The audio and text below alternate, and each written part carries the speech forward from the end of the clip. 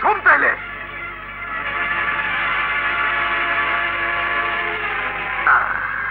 সেদিন আর brief case থেকে যে পিস্তলটা তুই নিছিলি, এটা আসলে খেলনা পিস্তল। কারণ আর খেলনা পিস্তলের ফ্যাক্টরি আছে, কিন্তু আজ আর হাতে যে পিস্তলটা দেখতেছস, এটা অরিজিনাল। এর গুলিতে নির্ঘাত তোর মৃত্যু হইব।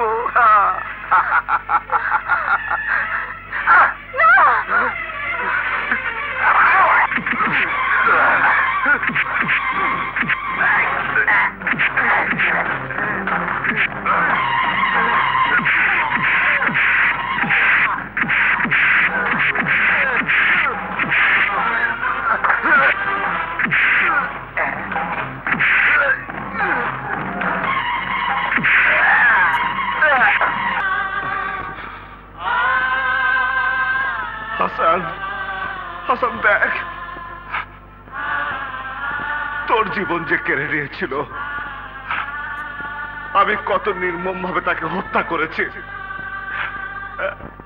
এবার এবার তুই নিশ্চয়ই খুশি হয়েছিস, খুশি হয়েছিস বাবা।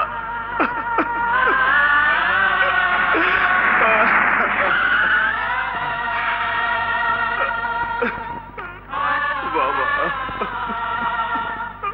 আরে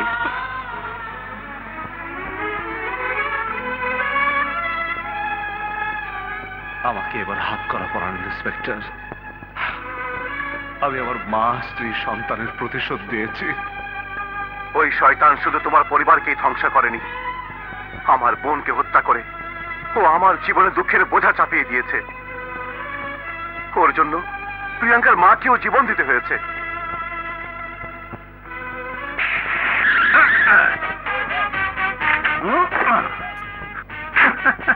হাই হাই, মিউনিসিপালিটির গাড়ি চালায় দিকে সবাই অবাক হয়েছেন।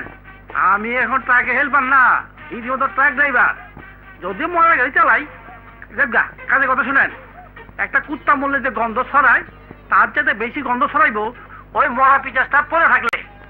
ওই জানোয়ারটারে মেডিকেল লাশ ঘর পর্যন্ত লইয়া যাওয়ার অনুমতি দেন ইন্সপেক্টর সাহেব।